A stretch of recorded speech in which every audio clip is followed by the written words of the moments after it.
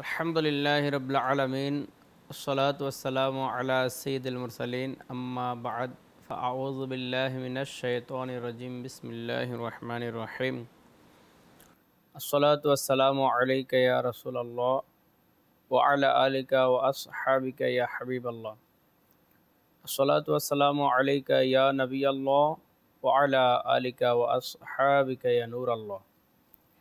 মাদানী চ্যানেলের দর্শক শ্রোতা, আবারও উপস্থিত হয়েছি দিনের জন্য আত্মত্যাগ এই অনুষ্ঠানের মধ্যে ইনশাআল্লাহুল করিম। আজকে আমরা আরেকজন মহান ব্যক্তিত্বের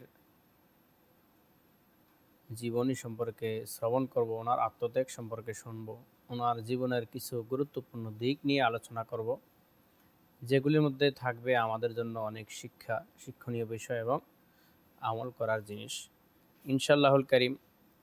আমরা আসুন শুরুতে দুরূদে পাকের ফজিলত জেনে নেই।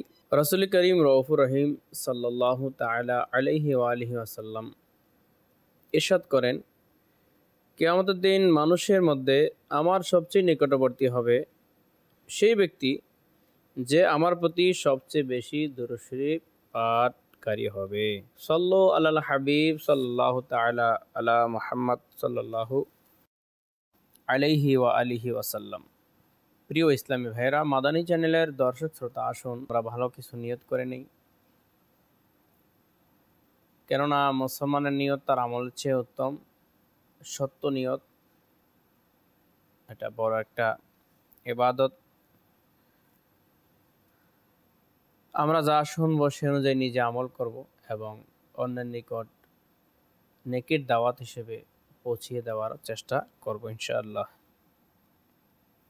আমরা আজকে শুনব দ্বীনের জন্য আত্মত্যাগ এই অনুষ্ঠানের মধ্যে চারো মাযহাবের ইমামের মধ্যে একজন মহান ইমাম শাফি রাহমাতুল্লাহ আলাইহির আত্মত্যাগ সম্পর্কে এবং ওনার জীবনের কিছু গুরুত্বপূর্ণ দিক, ইলমি খিদমত, রিয়াজত সাধনা, ইবাদত বন্দেগী ইত্যাদি সম্পর্কে আমরা শ্রবণ করব ইনশাআল্লাহ। শুরুতে ওনার কিছু সংক্ষিপ্ত পরিচয় জেনে নেই। ইমাম আবু আবদুল্লাহ মুহাম্মদ বিন ইদ্রিস শাফি রাহমাতুল্লাহ আলাইহি, ওনার পুরো নাম। হিজরি ২য় শতাব্দীর মহান ইমাম এবং সুদক্ষ মুস্তাহিদ ছিলেন। তার মোবারক বংশ আবদে মুনাফে গিয়ে প্রিয় নবী সাল্লাল্লাহু আলাইহি সাল্লামের মোবারক বংশের সাথে মিলে যায়। তিনি রাহমাতুল্লাহ আলাইহি ১৫০ হিজরিতে অর্থাৎ ১৫০ হিজরিতে ফিলিস্তিনের একটি গ্রামের মধ্যে জন্মগ্রহণ করেন। চমৎকার একটা বিষয়ে আল্লাহ পাকের দয়ায় আমরা যে মাযহাবের অনুসারী, হানাফি মাযহাব, ইমাম আজম আবু হানিফা রাহমাতুল্লাহ আলাইহির মাযহাবের মধ্যে রয়েছি। আমাদের ইমাম গত হয়েছেন, বিদায় নিয়েছেন ১৫০ হিজরিতে। আল্লাহ পাক আরেকজন ইমামকে, ইমাম শাফি রাহমাতুল্লাহ আলাইহিকে ১৫০ হিজরিতে দুনিয়াতে পাঠিয়ে দিয়েছেন। আর তিনি ওই দেশে জন্মগ্রহণ করেছেন যেখানে মসজিদে আকসা রয়েছে, বাইতুল মুকাদ্দাস রয়েছে, যে মসজিদের মধ্যে আমার প্যারা নবী রাহমাতুল্লিল আলামিন সমস্ত আম্বিয়া কেরামদেরকে নিয়ে নামাজ আদায় করেছিলেন মিরাজের রাতে। যাই হোক, আমরা শুনতেছিলাম ইমাম শাফি রাহমাতুল্লাহ আলাইহির আত্মত্যাগ বা ওনার জীবনের কিছু গুরুত্বপূর্ণ মুহূর্ত। ইমাম শাফি রাহমাতুল্লাহ আলাইহির জন্মের পূর্বেই তার আম্মাজান হযরত সাইয়্যিদাতুনা ফাতিমা বিনতে আব্দুল্লাহ তিনি স্বপ্নে দেখলেন। একটি স্বপ্ন এরকম ছিল, তার শরীর থেকে, ইমাম শাফির আম্মাজান বলতেছে যে তিনির শরীর থেকে বৃহস্পতি নামক প্রসিদ্ধ গ্রহ বের হলো। একটি বৃহস্পতি নামক গ্রহ বের হলো এবং মিশরে গিয়ে পড়ল। অতঃপর প্রতিটি শহরে টুকরো টুকরো হয়ে মিশরের জমিনে ছড়িয়ে পড়ল। অভিজ্ঞ স্বপ্নের ব্যাখ্যাকারী এটার ব্যাখ্যা এভাবে করলেন যে ইমাম শাফি রহমতুল্লাহ আলাইহের আম্মাজানকে বলতেছেন যে আপনার গর্ভে এমন এক মহান আলিম জন্মগ্রহণ করবে যার জ্ঞান মিশরের মধ্যে প্রসার লাভ করবে এবং সেখানকার ইসলামী সাম্রাজ্যে প্রসার লাভ করবে। অর্থাৎ অগ্রিম এই স্বপ্নের মাধ্যমে তিনি জানতে পারলেন যে আমার গর্ভের সন্তান যিনি আসবে উনি একজন মহান আলিম হবেন, মিশরের জমিনে তার প্রচার প্রসার লাভ করবে এবং আজও পর্যন্ত মিশরে ওনার শাফি মতাবলম্বী শাফি মাযহাবের অনেক লোক বসবাস করে। তো ইমাম শাফি রহমতুল্লাহের যখন বয়স 2 বছর তখন তার সম্মানিত আব্বা পিতা ইন্তেকাল করেন।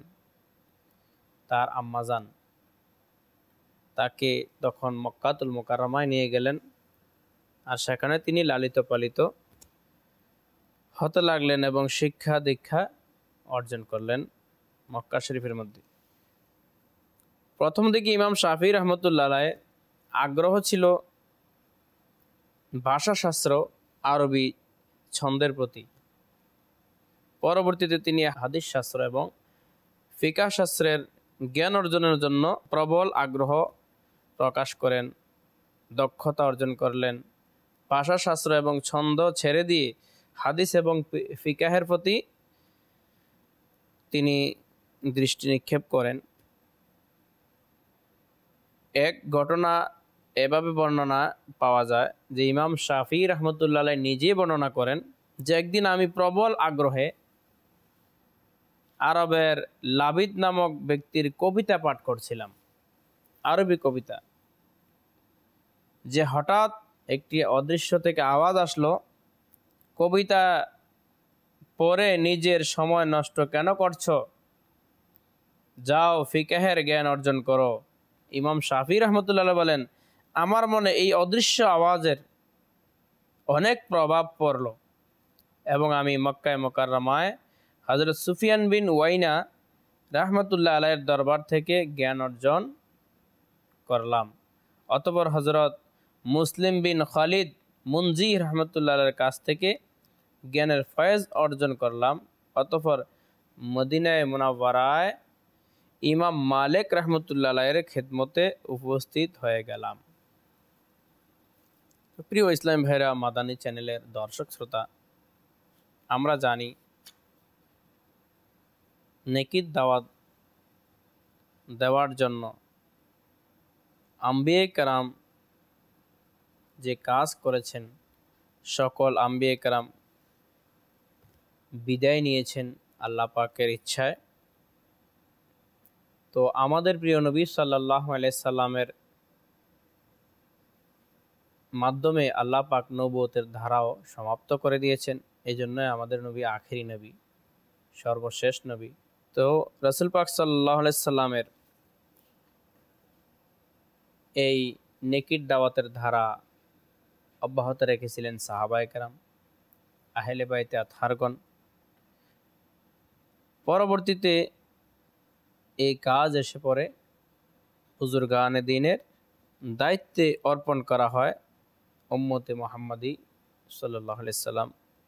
ওনাদের সংশোধনের এই দায়িত্ব আউলিয়া কেরামের কাছে এসে পড়ে। আউলিয়া কেরাম যখন তরিকতের ইমাম, মাযহাবের ইমাম, বুজুর্গানে দ্বীন, সলফে সালেহিন যখন এই নেকির দাওয়াত যার যার যুগ অনুযায়ী দেওয়া শুরু করলেন,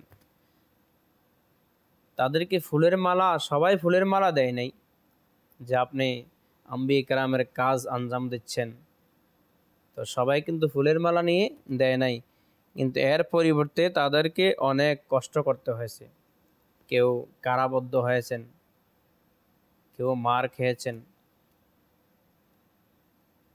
নিপীড়নের স্ট্রিম রোলার কারো উপর চালানো হয়েছে, এমনকি অত্যাচারের হুকুম করা হয়েছিল যে শরীরের চামড়া পর্যন্ত তুলে নেওয়া হয়েছে, মরুভূমিতে হেঁচড়ানো হয়েছে।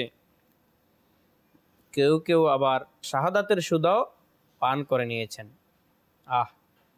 এই কঠিন মুহূর্তটা সাহাবায়ে কেরামের যুগ শেষ, আহলে বায়তের যুগ শেষ, প্রিয় নবী সাল্লাল্লাহু আলাইহি সাল্লাম মেরে এই উম্মতের খেদমত কে করবে? তো আল্লাহ পাকের দয়াতে আবারও মাযহাবের ইমামগণের মাধ্যমে আল্লাহ পাক খেদমত নিয়েছেন। আমাদের ইমামে আজম আবু হানিফা রাহমাতুল্লাহ আলাইহি, ইমাম শাফি রাহমাতুল্লাহ আলাইহি, ইমাম মালিক রাহমাতুল্লাহ আলাইহি, ইমাম আহমদ ইবনে হাম্বল রাহমাতুল্লাহ আলাইহি। তো এরই মধ্যে একজন হচ্ছেন আজকে যার আমরা আত্মত্যাগের কথা শুনতেছি, তার জীবনের কিছু দিক আমরা শুনতেছি, তিনি হচ্ছেন ইমাম শাফি রাহমাতুল্লাহ আলাইহি। আসলে যদিও মাযহাবের কিছুটা ভিন্নতা রয়েছে আমলগত দিকে, কিন্তু আকায়েদের ব্যাপারে সকল মাযহাবের ইমামগণ এক ছিলেন। আল্লাহ পাকের ওয়াহদানিয়তের ব্যাপারে এক ছিলেন, রাসূলুল্লাহ পাকের মহব্বত আদর্শের ব্যাপারে এক ছিলেন, কিন্তু মাসালাগত বা আমলগত কিছু পার্থক্য ছিল। তারপরও আমরা যেই মাযহাবের অনুসারী আছি, আমরা সেই মাযহাবকে অনুসরণ করি, সকল চারো মাযহাবকে বিশ্বাস করি, একটাকে অনুসরণ করি। তো ওনার জীবনী আনার কারণ হচ্ছে উনি একজন ওয়ালি কামিল, তরিকতের একজন মাযহাবের একজন ইমাম।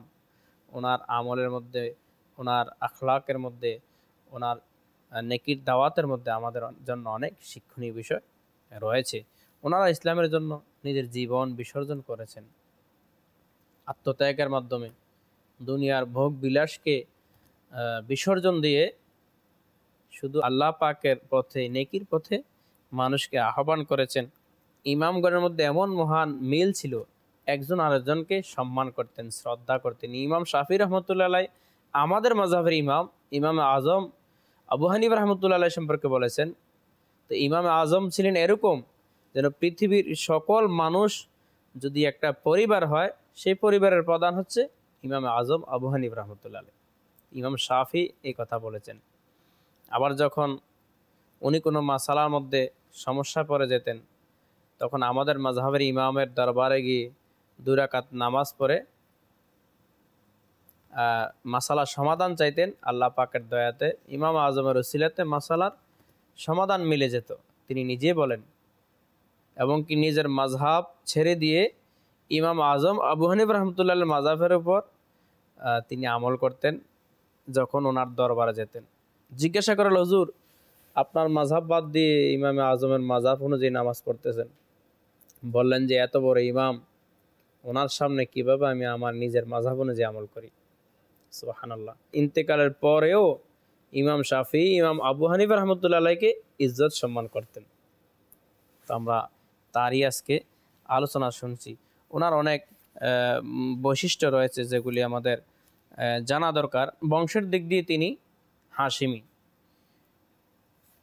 এবং মুত্তালিবিও ছিলেন। হাদিস শাস্ত্রে তিনি পণ্ডিত এবং ফিকাহ শাস্ত্রের অতুলনীয় ব্যক্তি ছিলেন। আর ওনার অনেকগুলি কিতাবের মধ্যে একটি বড় কিতাব যেটার নাম কিতাবুল তার রচিত কিতাব। এই কিতাবটা অনেক মহান একটি কিতাব। সত্যের খাতিরে তিনি বহু কষ্ট বরণ করেছেন। এই যে সত্যের খাতিরে, সত্য প্রকাশের জন্য, সত্য প্রচারের জন্য বহু কষ্ট করেছেন, যে এই কষ্টটাই কিন্তু আত্মত্যাগ। সফর, এক দেশ থেকে এক দেশে সফর করা, এটাও আত্মত্যাগের শামিল। কষ্ট স্বীকার করে সফর করতে হয়। হাদিস শরীফে এসেছে, আস-সাফারু কিতআতুম মিনান নার, সফর হচ্ছে আযাবের একটা টুকরা। তো তারপরও ওনারা সফর করেছেন, ইলমে দ্বীন শিখেছেন, শিখিয়েছেন। দ্বীন ইসলামের জন্য এই ভালো কাজগুলি করতে গিয়ে ওনারা অনেক কষ্টের সম্মুখীন হয়েছেন, হাসি মুখে বরণ করে নিয়েছেন, আত্মত্যাগ স্বীকার করেছেন। দুঃখ কষ্টকে তিনি কখনো কোনো দিন পরোয়া করেননি। তো ইমাম শাফি রহমতুল্লাহ আলাইহির এই ছিল ওনার জীবনের কিছু গুরুত্বপূর্ণ দিক। একবার কি হলো, হযরত মাওলা আলী শের খোদা রাদিয়াল্লাহু তাআলা আনহু সম্পর্কে এক বুজুর্গ বলেন যে, আমি ইমাম শাফি রহমতুল্লাহ আলাইহিকে বলতে শুনেছি, আমি স্বপ্নে হযরত সৈয়দনা আলীল মুর্তজা রাদিয়াল্লাহু তাআলা আনহুকে স্বপ্নে দেখলাম যে তিনি আগমন করলেন। আমি দ্রুততার সহিত তার সামনে গিয়ে তাকে সালাম করলাম, মুসাফা করলাম। যা আমার স্বপ্নের মধ্যে হযরত আলী রাদিয়াল্লাহু তাআলা আনহু আমাকে বুকে লাগালেন, মহব্বত করলেন এবং তিনার আঙ্গুল মোবারক থেকে একটি আংটি খুলে আমি ইমাম শাফিঈকে পরিয়ে দিলেন। সকালবেলা যখন আমি ঘুম থেকে জাগ্রত হলাম, তখন স্বপ্ন ব্যাখ্যাকারীকে আমার স্বপ্নের কথা বর্ণনা করলাম। তখন তিনি আমাকে বললেন, হে আবু আবদুল্লাহ, অর্থাৎ হে ইমাম শাফিঈ, আপনার জন্য সুসংবাদ। আপনার মসজিদে হারামে হযরত সৈয়দনা আলীল মুর্তজা রাদিয়াল্লাহু তাআলা আনহুর দিদার করা জাহান্নামের আযাব থেকে মুক্তির সুসংবাদ। আপনার তার সাথে মুসাফা করা হিসাবের দিনের নিরাপত্তা। তিনি রাদিয়াল্লাহু তাআলা আনহুর সাথে মুসাফা করেছেন, এটা হিসাব নিকাশের দিন, হাসরের ময়দানের হিসাবের নিরাপত্তা স্বরূপ। আর বাকি রইল আংটি।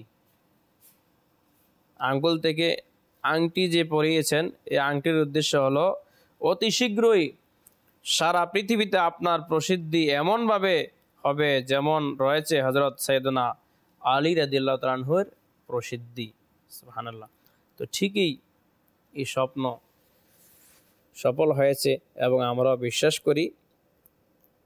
ওনার ঢঙ্কা আজ ইমাম শাফিঈ রাহমাতুল্লাহ আলাইহির পুরা বিশ্বের মানুষ, তরিকতের মানুষ, যত মানুষ রয়েছে, শরীয়ত, তরিকত, হাকিকত, মারাফত, মাযহাব যারা বিশ্বাস করে, আহলে সুন্নাত ওয়াল জামাতের আকীদা অনুযায়ী সবাই ইমাম শাফিঈ রাহমাতুল্লাহ আলাইহিকে চিনেন, জানেন এবং ওনার মাযহাবের উপর অনেকে আমলও করে থাকেন। আলহামদুলিল্লাহ, আমাদের দাওয়াত ইসলামীর এই পয়গাম মিশন বিশ্বের অসংখ্য দেশের মধ্যে রয়েছে, 100-র উপরে, 150-200-র উপরে অনেকে বলে থাকেন। তো যাই হোক, মোট কথা অসংখ্য দেশের মধ্যে আমাদের দাওয়াত ইসলামের পয়গাম পৌঁছে গিয়েছে। আপনারা শুনে খুশি হবেন যে আমাদের দাওয়াত ইসলামী ভাইদের মধ্যে আলহামদুলিল্লাহ শাফিঈ মাযহাবের লোকও রয়েছেন। ওনারা মাযহাব অনুসরণ করেন শাফিঈ, কিন্তু দাওয়াত ইসলামের কাজ করেন। অন্যান্য মাযহাবের লোকও রয়েছেন। তবে হ্যাঁ, একটা বিষয় আমাদের জানা দরকার, যদি আমি হানাফি মাযহাবকে অনুসরণ করি, বিশ্বাস করি, তাহলে আমার জীবনের যত দিক রয়েছে, ছোট থেকে জন্ম থেকে মৃত্যু পর্যন্ত সকল কার্যকলাপ আমি হানাফি মাযহাবের অনুযায়ী আমল করতে হবে। শাফি যারা মানেন, মালিকি, হাম্বলি যারা বিশ্বাস করেন, যারা অনুসরণ করেন, তারাও তাদের জিন্দেগিতে পুরা ওই মাযহাব অনুযায়ী আমল করতে হবে। সুবিধাবাদী জিন্দাবাদ হলে আবার হবে না। যেমন আমি নামাজের ক্ষেত্রে ইমাম শাফিঈর মাযহাব অনুসরণ করব, বিবাহ শাদীর ক্ষেত্রে ইমাম মালিকেরটা অনুসরণ করব, লেনদেনের ক্ষেত্রে আরেক মাযহাবেরটা অনুসরণ করব, তাইলে আপনি বিপদে পড়ার সম্ভাবনা রয়েছে, লাঞ্ছিত হয়ে যাবেন। এজন্য আমরা চারো মাযহাবকেই বিশ্বাস করি, কিন্তু একটাকে অনুসরণ করি। তো ইমাম শাফিঈ রাহমাতুল্লাহ আলাইহি দ্বীনের জন্য অনেক ত্যাগ স্বীকার করেছেন। যে ত্যাগ কোনটা? ত্যাগ হচ্ছে নিজের সময়কে কোরবানি করে ইলমে দ্বীন অর্জন করেছেন, ফিকাহের একটা মাযহাব তৈরি করেছেন এবং হাদিসে মুবারাকা এবং কোরআনে পাক থেকে মাসআলা বের করে ওনার মতাবলম্বী যারা, ওনার শাফিঈ মাযহাবকে যারা অনুসরণ করে, তাদের জন্য সহজ করে দিয়েছেন। এটা ওনার জন্য ত্যাগ। নিজের ভোগকে ত্যাগ করে আপনার ইলমি খেদমতের মধ্যে রাসূল পাকের আদর্শ প্রতিষ্ঠার জন্য, আল্লাহ তাআলার দ্বীনের দিকে মানুষকে আনার জন্য আপ্রাণ চেষ্টা করেছেন। হযরত ইমাম শাফিঈ রাহমাতুল্লাহ আলাইহি ওনার অনেক জ্ঞান ছিল, অনেক মেধা ছিল এবং স্মরণ শক্তিও প্রখর ছিল। যা কিছু তিনি পড়তেন তা অত্যন্ত সহজেই মুখস্থ হয়ে যেত। তিনি রাহমাতুল্লাহ আলাইহি অল্প বয়সে শুধু কোরআনে কারীম মুখস্থ করে নিয়েছেন, হাফিজে কোরআন হয়ে গেছেন। শুধু তাই নয়, বরং তিনি হাদিস শরীফের কিতাব, প্রসিদ্ধ কিতাব মুয়াত্তায়ে ইমাম মালিকও মুখস্থ করে নিয়েছিলেন। ইমাম মালিক রহমতুল্লাহ আলাইহি যে মুআত্তা কিতাব লিখেছেন হাদিস গ্রন্থের, সেই মুআত্তা তিনি মুখস্থ করে নিয়েছিলেন। ইমাম মালিক রহমতুল্লাহ আলাইহির কাছ থেকে তিনি ফয়েজ অর্জন করেছিলেন। বর্ণিত আছে, যখন তিনি হযরত সাইয়েদনা ইমাম মালিক রহমতুল্লাহ আলাইহির খেদমতে উপস্থিত হলেন এবং আরজ করলেন, আমি আপনার নিকট মুআত্তা পড়তে চাই, আপনার কিতাব মুআত্তা পড়তে চাই। হযরত সাইয়েদনা ইমাম মালিক রহমতুল্লাহ বললেন, আমার কাতিব হাবিবের নিকট যাও, সে এটার পাঠদান করে থাকে। তো তিনি রহমতুল্লাহ আরজ করলেন, ইমাম শাফিঈ বললেন যে, হুজুর, আল্লাহ তাআলা আপনার প্রতি সন্তুষ্ট হোক, আমার থেকে এক পৃষ্ঠা আপনি শুনে নিন, আমি যদি ভালো পড়তে পারি তাহলে আমার পড়া শুনবেন, অন্যথায় ছেড়ে দিবেন। সেদিন ইমাম মালিক রহমতুল্লাহ বলেন, আচ্ছা শোনাও। তখন এক পৃষ্ঠা শুনিয়েছেন। এক পৃষ্ঠা শোনানোর পর উনি চুপ হয়ে গেছেন। ইমাম মালিক রহমতুল্লাহ বললেন, আরও পড়ুন। তিনি আবারও পড়লেন, ওনার কাছে খুব ভালো লাগলো। তারপর তিনি রহমতুল্লাহ ইমাম মালিক রহমতুল্লাহের নিকট পুরো মুআত্তাই পড়লেন। যখন আবারও উপস্থিত হলেন, তখন তিনি ইমাম মালিক রহমতুল্লাহ বললেন যে, অন্য কোনো ব্যক্তিকে খুঁজে বের করো যিনি তোমাকে পড়াতে পারে। তখন ইমাম শাফিঈ রহমতুল্লাহ বললেন, আরজ করলেন, হুজুর, আমি চাই যে আপনি নিজেই আমার পড়াটা শ্রবণ করেন, আপনি শোনেন। যদি আমি ভালো পড়তে পারি তাহলে আমি আপনাকে শোনাবো, যদি ভালো পড়তে না পারি আরেকজন পাঠকারী খুঁজে বের করে নিব। তো ইমাম মালিক রহমতুল্লাহ উপায়ন্তর হয়ে বললেন, আচ্ছা ঠিক আছে, শোনান। তখন ইমাম শাফিঈ রহমতুল্লাহ একেবারে শুরু থেকে শেষ পর্যন্ত মুআত্তা ইমাম মালিক মুখস্থ পাঠ করে শোনালেন। সুবহানাল্লাহ। তিনি রহমতুল্লাহ এতে অনেক খুশি হলেন। ইমাম মালিক রহমতুল্লাহ খুশি হলেন এবং আমাকে দোয়া করলেন, অত্যধিক খুশি হয়ে গিয়েছিলেন। তো এখান থেকে আমরা বুঝতে পারি যে ইমাম শাফিঈ রহমতুল্লাহ মেধা কত প্রখর ছিল। অল্প বয়সেই কোরআন পাকের হেফজ করে নিয়েছেন। আবার কিতাবুল মুআত্তা ইমাম মালিক রহমতুল্লাহ মুআত্তা মুখস্থ করে নিয়েছেন। আর আমাদের ইমামগণ তো বুজুর্গানে দিন তো এরকম ছিলেন না যে ইলম শিখেছেন, কোরআন শিখেছেন, এটা নিজের কাছে রেখেছেন, নয়। তারা চেষ্টা করেছেন এই কোরআন সুন্নাহর ইলমগুলি তাদের শাগরিদ, তাদের ছাত্র, তাদের অনুসারী যারা, তাদের নিকট পৌঁছিয়ে দেওয়ার চেষ্টা করেছেন এবং তারা সফলও হয়েছেন, আলহামদুলিল্লাহ আজ্জা ওয়াজাল। তো ইমাম শাফিঈ রহমতুল্লাহের অনেক গুণাবলী ছিল, যেমন আমরা তিনটি বাণী আমরা শ্রবণ করি। ইমাম শাফিঈ রহমতুল্লাহ রাত দিন ভাগ করতেন। প্রথম ভাগে লেখনী ও সংকলনের কাজ করতেন, দ্বিতীয় ভাগে নফল নামাজ পড়তেন এবং তৃতীয় ভাগে আরাম করতেন। হযরত সাইয়েদনা রবি বিন সুলাইমান রহমতুল্লাহ বলেন, ইমাম শাফিঈ রহমতুল্লাহ প্রতিদিন একবার কোরআনে কারীম এবং রমজানের নফল নামাজে 60 বার কোরআনে কারীম খতম করতেন। সুবহানাল্লাহ। যে প্রতিদিন তিনি একবার কোরআনে কারীমও পাঠ করে নিতেন এবং রমজান মাসের নফল নামাজের 60 বার কোরআনে কারীম খতম করতেন।